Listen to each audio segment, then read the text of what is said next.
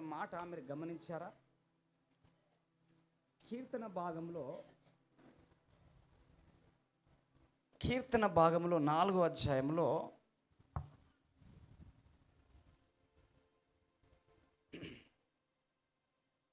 నాలుగో అధ్యాయంలో 3వ వచనము 2వ లైన్. మైకులు తీసుకోండి, మీకు పుణ్యం వస్తుంది. ఓకే. నేను యెహోవాకు మొరపెట్టగా ఆయన ఆలకించును. ఈరోజు ఒక మాట, ఈ వాగ్దానం ఈరోజు ఈ సంఘానికి, ఇక్కడ కూర్చున్న వాళ్ళందరికీ అమ్మా చాలా మీరు డిస్టర్బ్ చేయొద్దు. ఆమె సైలెంట్గా ఉంటుంది, వాక్యం వింటుంది, వదిలేసి ఆమె మీరు పట్టించుకోవద్దు.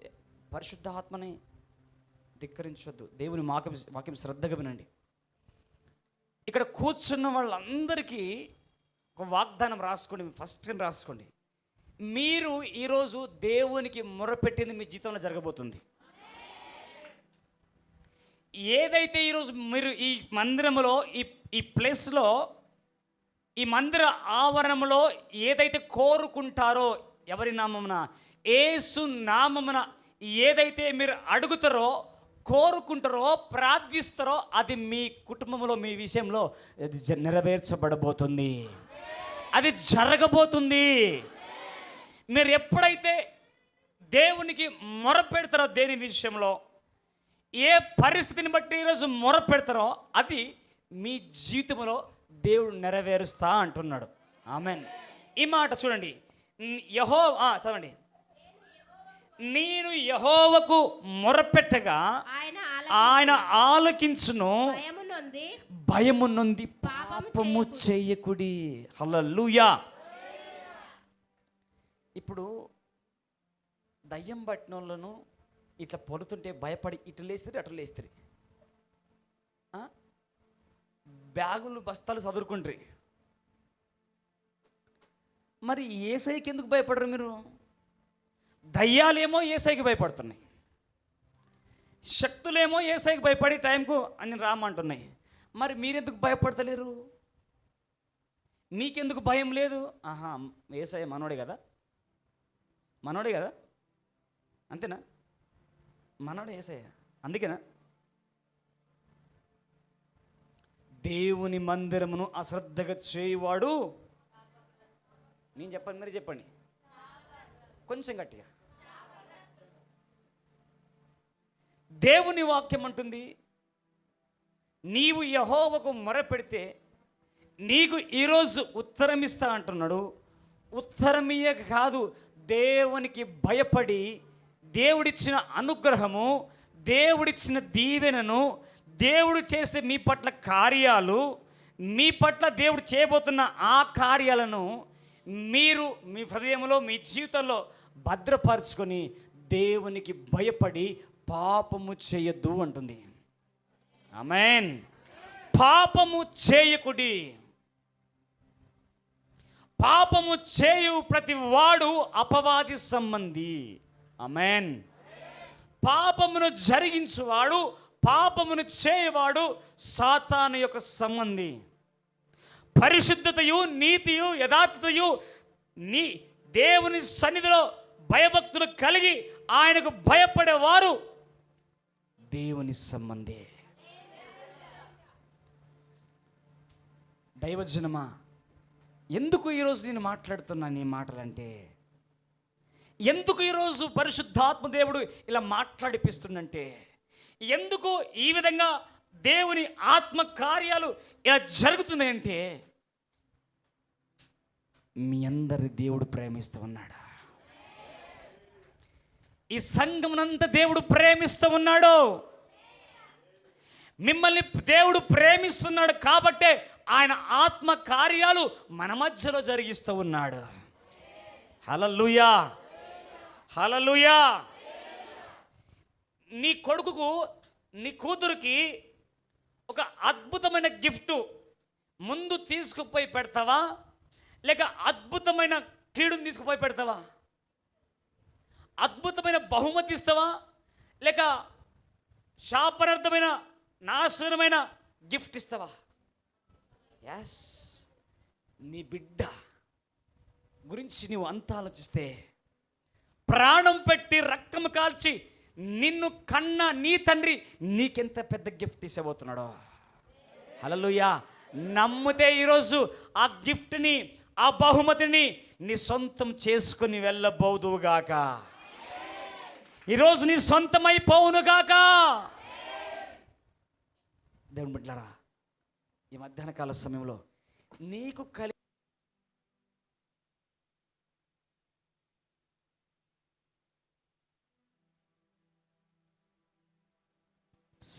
నీకు కలిగిన భయములన్నిటి నుంచి దేవుడు ఈరోజు ఏం చేయబోతున్నాడు? నీకు కలిగిన భయములన్నిటి నుంచి దేవుడు ఏం చేయబోతున్నాడు? విడిపించబోతున్నాడు. ఆమేన్. దేవుని బిడ్డలారా, ఈరోజు నీ జీవితంలో మరి దేవుడు అద్భుతం, స్తోత్రం, దేవుడు అద్భుతము చేయాలంటే దేవునికి భయపడి ఆయన సన్నిధిలోని ఒదిగిపోవాలా. ఆమేన్. నీ కలిగిన భయములన్నీ పారిపోవాలంటే నీవు దేవుని సన్నిధిలో భయపడి పాపము చేయకుండా ఉండాలి. పాపము చేస్తే పాపము వలన వచ్చు జీతము మరణము. పాపము వలన వచ్చు జీతము మరణము. కాబట్టి మరణముకు సంబంధించిన పాపము నీవిక మీదట చేయకుందువుగాక. దైవజనమా, ఈరోజు మనకిచ్చిన దేవుని మాట, ప్రభువులో నీ సమస్య నీ మేలుకే.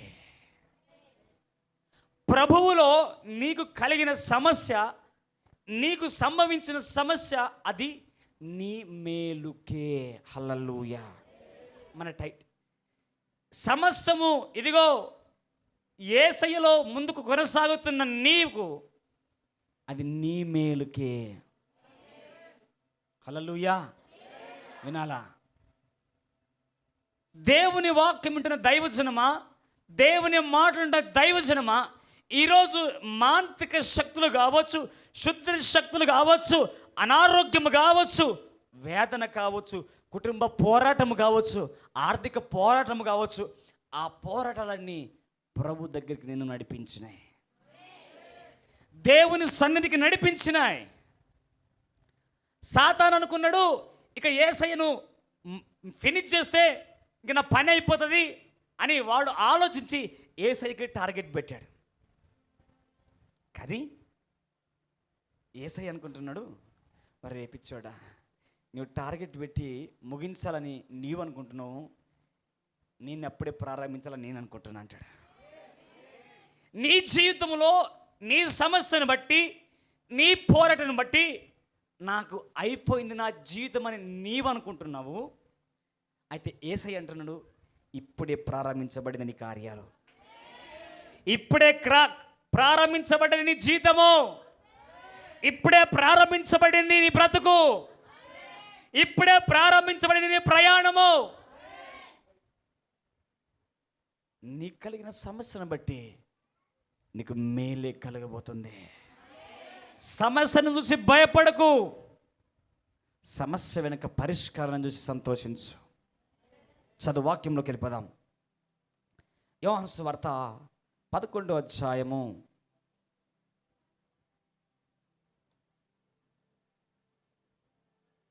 11వ అధ్యాయం మొదటి నుంచి కొన్ని వచనాలు చదువుకుందాం. నిద్ర వస్తే గిల్లుకోండి, లేకుంటే రెండు కూడా గుద్దుండి, తల నిద్ర రాదు, కానీ వాక్యం వినండి. యోహాను సువార్త 11వ అధ్యాయము మొదటి నుంచి. మరియా ఆమె సహోదరి అయిన మార్త అనువారి గ్రామమైన బెతనియాలోనున్న లాజరు అను ఒక రోగి, లాజరు అను ఒకడు రోగి ఆయను. యేసు ప్రభు మరియు ఆమె సహోదరి అయిన మార్త అను వారి గ్రామమైన వాళ్ళ ఊరికి వెళ్ళాడంట. మార్తా మరియల ఊరికి ఎవరు వెళ్ళారంట? వాళ్ళ ఊరేంది? బేతనియా. మీ ఊరేంది? మీ ఊరేంది? మీ ఊరేంది? మార్త మరియమ్మల ఊరంట బేతనియనంట. ఎప్పుడైనా సందర్భం వచ్చి ఎగ్జామ్ పెడితే టక్కుమని రాసుకుంటారు, మైండ్లో గుర్తుపెట్టుకోండి. మార్త మరియల అనే గ్రామం, అలా ఊరైన గ్రామానికి వెళ్ళి ఆ బేతనియలో ఒక ఆయన రోగంతో ఉన్నాడు. ఆమేన్. ఒక వ్యక్తి రోగంతో ఉన్నాడు. ఆ వ్యక్తి లాజరు. ఆమేన్. ఒక రోగంతో బాధపడుతూ ఉన్న ఆ లాజరు చాలా భయంకరమైన రోగంతో బాధపడుతూ కృంగిపోతున్న సమయంలో ఆ బేతనియ గ్రామంలోకి వెళ్ళాలనుకున్నాడు. ఆ బేతనియ గ్రామంలోకి వెళుతున్నప్పుడు ఏం జరిగిందో ఒకసారి చూద్దాం. ఈ లాజరు ప్రభువునకు అత్తరు పూసి తల వెంట్రుకలతో ఆయన పాదములు తుడిచిన మరియకు సహోదరుడు అతని అక్క చెల్లెండ్రు, ప్రభువా ఇదిగో నీవు ప్రేమించిన వాడు రోగి అయి ఉన్నాడని ఆయన యొద్దకు వర్తమానము పంపిరి. యేసు అది విని, ఈ వ్యాధి మరణము కొరకు వచ్చినది కాదు గాని దేవుని కుమారుడు దాని వలన మహిమపరచబడినట్లు దేవుని మహిమ కొరకు వచ్చెను. గట్టిగా చప్పట్లు కొడదాం. హల్లెలూయా. దేవుని మాట ఇక్కడ ఏమంటుందంటే, ఈ రోగము యేసు అది విని, ఈ వ్యాధి మరణము కొరకు వచ్చినది కాదు కానీ దేవుని కుమారుడు దాని వలన మహిమపరచబడినట్లు దేవుని మహిమ కొరకు వచ్చినదనను. గట్టిగా స్తోత్రం చెబుదాం. దైవజనమ, దేవుని బిడ్డలారా, ఈ మధ్యాహ్న కాల సమయంలో నీకొచ్చిన రోగమును బట్టి, నీకొచ్చిన వ్యాధిని బట్టి, నీకొచ్చిన సమస్యను బట్టి నేను చచ్చిపోతానికి బ్రతుకు లేదని అనుకుంటున్నావా? నాకు జీవితము లేదు అని అనుకుంటున్నావా? నాకు గమ్యము లేదు అనుకుంటున్నావా? ఇంకా నేను బతకలేను అనుకుంటున్నావా? ఇంకా నేను పై స్థాయికి రాలేను అనుకుంటున్నావా? ఇంకా నా బ్రతుకుగా బతకలేనేమో అని అనుకుంటున్నావా? నా రోగము తక్కువ కాదు అనుకుంటున్నావా? నా సమస్య తీరిపోదు అనుకుంటున్నావా? అయితే ప్రభు అంటున్నాడు, నా కుమారుడా, నా కుమార్తె, ఇది రోగం కొరకు రాలేదు, నీ మరణం కోసం రాలేదు నాన్న. అయ్యా, నేను చంపడానికి రాలేదు, నేను మరణానికి అప్పగించడానికి రాలేదు, నువ్వు పతనం అవడానికి రాలేదు. ఎందుకు వచ్చింది తెలుసా? నేను మహిమపరచబడడానికే. నేను మహిమపరచడానికే నీకు ఆ సమస్య వచ్చింది తప్ప, నేను మహిమ పొందుకున్నట్టుగా ఆరోగ్యం వచ్చింది తప్ప, నేను మరణానికి అప్పగించన్నానా, నేను శాపానికి అప్పగించనయ్యా, నేను రోగానికి అప్పగించనయ్యా, నేను భయానికి అప్పగించనయ్యా అని పరిశుద్ధాత్మ దేవుడు ఈరోజు మాట్లాడుతున్నాను అంతా. ఇందాక మొదటిగా మీకేం వాగ్దానం చెప్పాడు దేవుడు?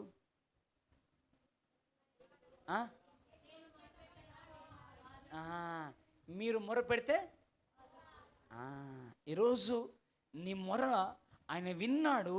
విని మీతో మాట్లాడుతుంది ఏంటంటే, నీ సమస్యను బట్టి కృంగిపోకు కానీ, నీ సమస్యను బట్టి నేను మహిమపరచబడడానికి కానీ, నీవు మరణం పొందడానికి కాదు, నీవు పతనం కావడానికి కాదు, నీ జీవితము కోల్పోవడానికి కాదు నాన్న, నీ బ్రతుకు కోల్పోవడానికి కాదయ్యా, నీ అంతరంగము నాశనం కావడానికి కాదయ్యా, నీవు ఉన్నత స్థాయిలోకి నిన్ను పెట్టడానికి, నీ స్థాయి మీద నేను మహిమ పొందుకోవడానికే.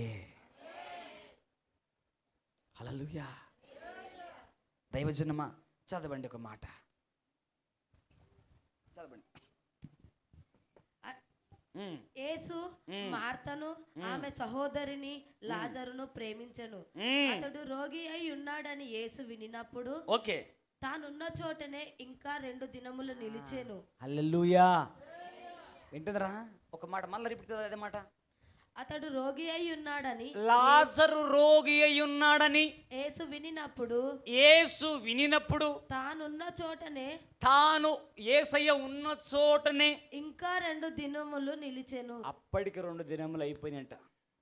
లాజరు రోగంతో ఉన్నాడు, మరణానికి దగ్గర ఉన్నాడు, అయితే చనిపోతాడు అని యేసయ్యకి ఇన్ఫర్మేషన్ వచ్చింది. హల్లెలూయా. నీవనుకుంటున్నావు నాకు రోగం వచ్చింది, వ్యాధి వచ్చింది, సమస్య వచ్చింది, యేసయ్య చూస్తున్నాడా లేక ఆకులు చుడుతూ ఉన్నాడా? అసలు యేసయ్యకి పట్టింపు ఉందా? అసలు యేసయ్య విన్నాడా? అసలు యేసయ్యకి చెవులు ఉన్నాయా? యేసయ్య కన్నులు ఉన్నాయా? నేను దీవించుటకు నా చేతులు కుర్చగాలేవు, నా చెవులు మందము కాలేవు అంటాడు. హల్లెలూయా. నిన్ను ఆశీర్వదించడానికి, నిన్ను దీవించడానికి నా చేతులు కుర్చకాలేవు, నా చెవులు మందము కాలేవు. నీవు మొరపెట్టిన రోజే, నువ్వు ప్రార్థించిన రోజే నీ మొర నేను విని ఉన్నాను. ఆమేన్. ఎందుకు తెలుసా? నీ మొరను విని 2 రోజులు వెయిట్ చేస్తుండంట. ఇంకా నీ ప్రార్థన విన్నాడు, నీ ప్రార్థన దేవుని సన్నిధికి చేర్చబడింది. అయితే నీ ప్రార్థనకి కొద్ది ఆలస్యం చేస్తూ ఉన్నాడు, కొత్త టైం తీసుకుంటున్నాడు. ఎందుకు తెలుసా? నీ మరణము మీద, నీ సమస్య మీద, నీ పోరాటం మీద ఆయన అధిక మహిమ పొందుకోవడానికి గట్టిగా చెప్పకూడదా? హల్లెలూయా. ఎందుకు యేసయ్య నీ జీవితంలో ఆలస్యం చేస్తూ ఉన్నాడంటే, ఎందుకు యేసయ్య నీ జీవితంలో నీ ప్రార్థనకి లేట్ చేస్తూ ఉన్నాడంటే, తొందరగా వస్తే ఆ రోగం తక్కువైపోతే రోగం తక్కువైందిలే అనుకునేవాళ్ళు, రోగమే కదా అనుకునేవాళ్ళు, నాటు వైద్యం చేశారు బాగుపడ్డాడు అనుకునేవాళ్ళు, ఎవరో వైద్యుడు వచ్చి తగ్గించాడు అనుకునేవాళ్ళు. యేసయ్య అంటాడు, నో నో నో నో, ఎవరికి ఛాన్స్ ఇవ్వద్దు. అందుకే 2 రోజులు ఆలస్యం చేశాడు. నీ స్థితి రోజు రోజుకు దిగజారిపోతున్నదా? నీ పరిస్థితి రోజు రోజుకు అట్టడిగిపోతుందా? దేవుడు ఆలస్యం చేస్తున్నాడు. దేవుడు ఆలస్యం చేస్తూ ఉన్నాడు. ఆమేన్. దేవుడు ఆలస్యం చేస్తూ ఉన్నాడు. వినాలి వినాలి అమ్మ, మీరు నేను ఇందాక చెప్పాను పరిశుద్ధం చేసి. దేవుడు ఎందుకు ఆలస్యం చేస్తూ ఉన్నాడంటే, నీ సమస్య, నీ పోరాటమును బట్టి నీ చుట్టుపక్కల వారు నో హోప్స్ అనాలా? హల్లెలూయా. నీ చుట్టుపక్కల వారు అయిపోయింది అనాలా? నీ చుట్టుపక్కల వారు బతకది అనాలా? నీ చుట్టుపక్కల వారు వీనికి చాప్టర్ క్లోజ్ అయిపోయింది అనాలా? నీ చుట్టుపక్కల వారు వీని వల్ల కాదు, దీని వల్ల కాదు అనాలా? అప్పుడు యేసయ్య ఎంటర్ అవుతాడు. మ్యాన్, అప్పుడు యేసయ్య ఎంటర్ అవుతాడు. అంటాడు, నీ బాధపడతావు చూడు, నువ్వు కన్నీళ్లు విడుస్తావు చూడు, నువ్వు కృంగిపోతావు చూడు, నువ్వు వేదన పడతావు చూడు, నువ్వు కన్నీళ్ళతో యేసయ్యా యేసయ్యా అని అరుస్తూ యేసయ్యా యేసయ్య నా పరిస్థితి అయ్యా అని కన్నీళ్లు విడుస్తున్నావు చూడు, ఆ కన్నీళ్లు యేసయ్య చూడకుండా ఉండలేడు తల్లి. నువ్వు ఒంటరిగా మూలుగుతున్నప్పుడు ఆయన నేను చూశాడు. బాత్రూంలోకి వెళ్ళి డోర్ పెట్టుకొని ఏడ్చిన రోజులు చూశాడు. నీ గదిలోకి వెళ్ళి దుప్పటి కప్పుకొని బిక్కు బిక్కుమని ఏడ్చిన ఆ రోజులు ఆయన చూశాడు. నీవనుకుంటున్నావు నన్ను చూడలేదు అనుకుంటున్నావు, కానీ యేసయ్య చూశాడు. చూసే ఆలస్యం చేశాడు. చూసే ఆలస్యం చేశాడు.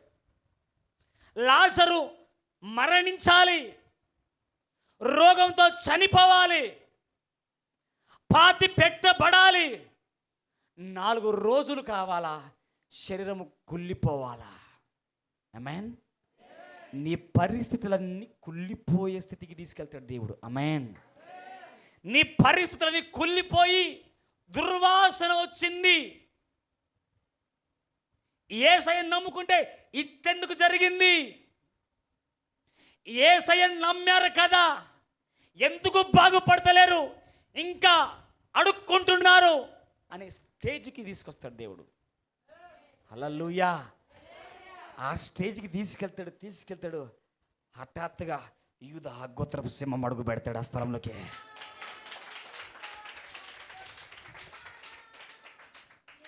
అందరూ అంటారు అయిపోయింది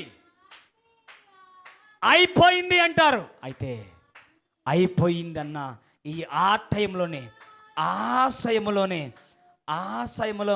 ఆ సమయం పరిశుద్ధాత్మ దేవుడు యూదా గోత్రపు సింహము అడుగు పెట్టుతున్నాడు ఆ స్థలంలోకి. ఆమేన్, ఆమేన్.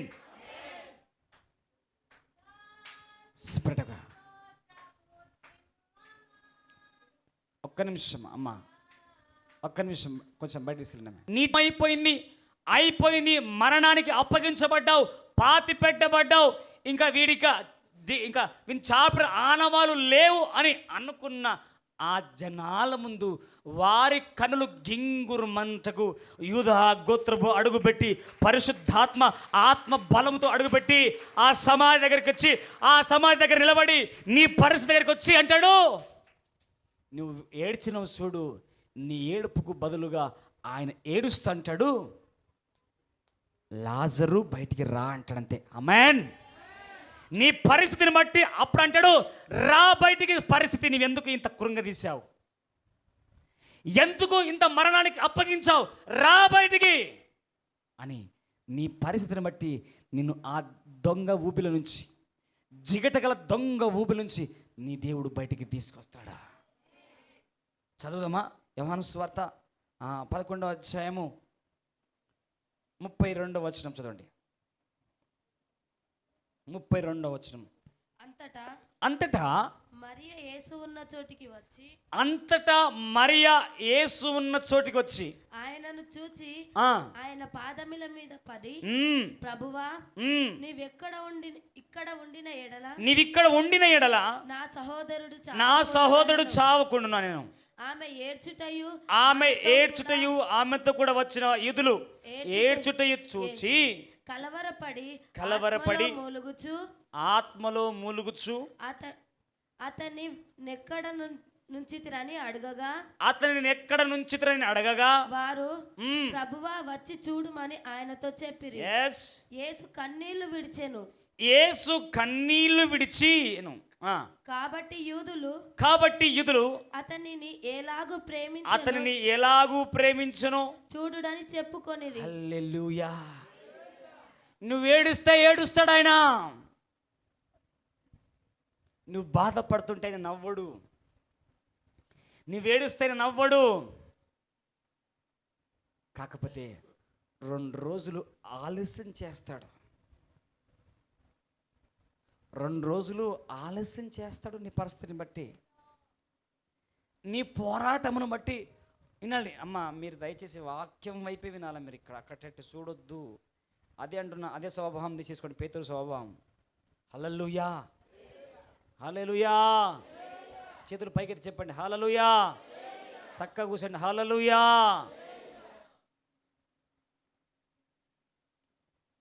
కొరింథీయులకు రాసిన పత్రిక 2వ అధ్యాయము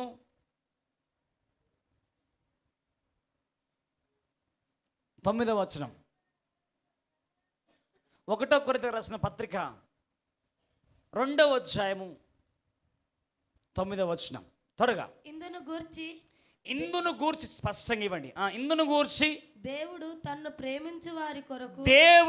ప్రేమించు వారి కొరకు ఏవి సిద్ధపరచునో అవి కంటికి కనబడలేదు, చెవికి వినబడలేదు, మనుష్య హృదయానికి గోచరము కాలేదు. గట్టిగా స్తోత్రం చెబుదామా? చేతులున్నవారు ఇంకొంచెం గట్టిగా. తనను ప్రేమించు వారి కొరకు ఏవి సిద్ధపరిచిండో కంటికి కనబడలేవు, చెవికి వినబడలేవు, హృదయానికి గోచరము కాలేదు. ఎస్, లాజరు విషయంలో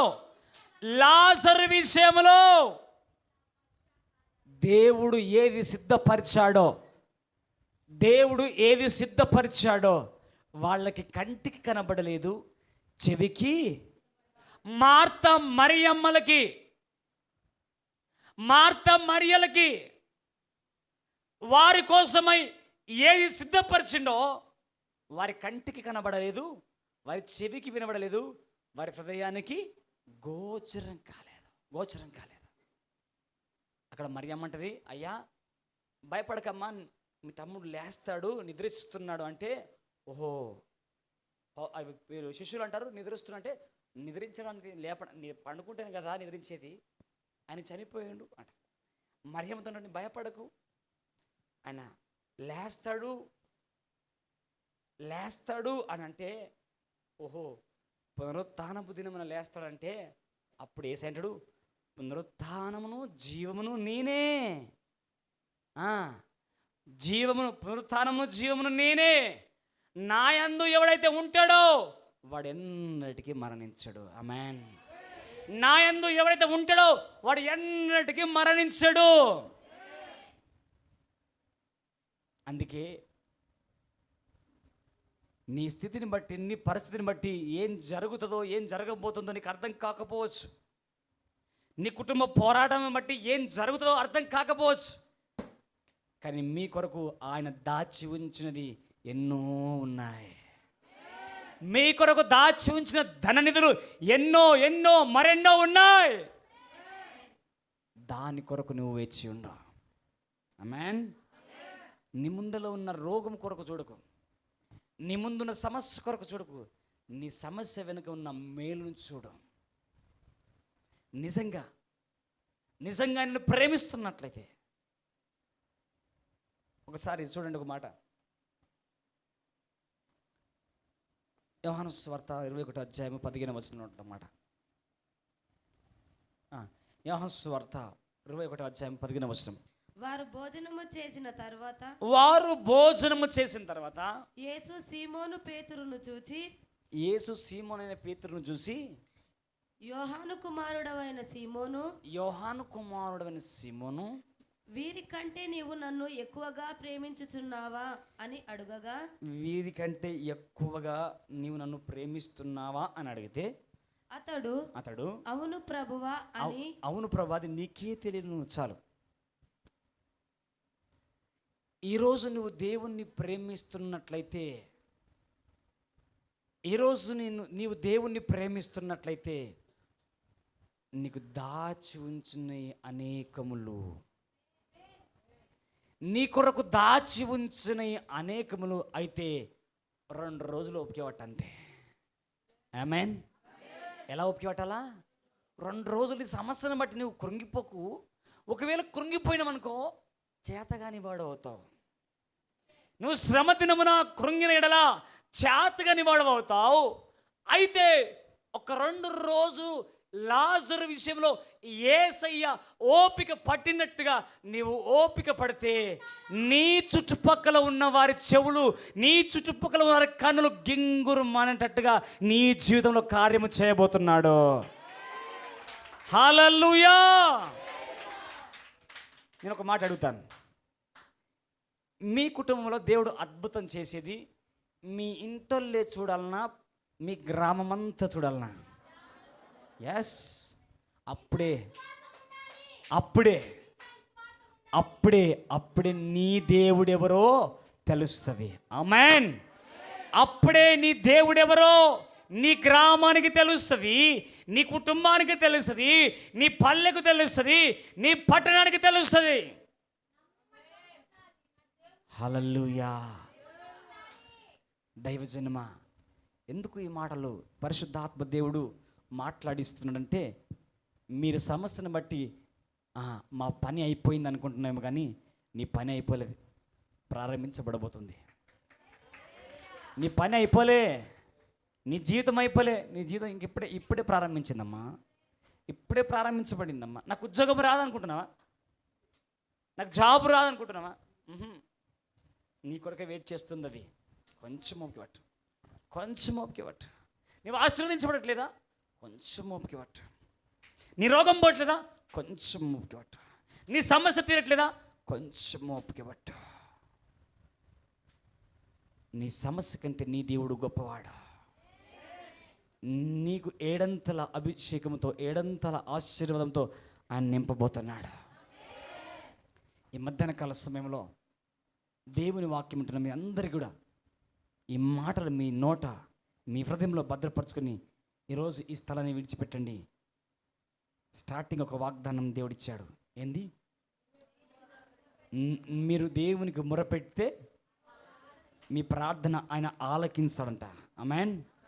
ఈరోజు మీరు నమ్మి విశ్వసించి మీరు మొరపెడితే మళ్ళొచ్చే వారం కల సాక్ష్యాలు నిలబడబోతున్నాయి. కళ్ళు మూసుకుందాం, మోకరించుదాం, అందరం మోకరించుదాం, మోకాళ్ళకి ప్రార్థన చేసుకుందాం.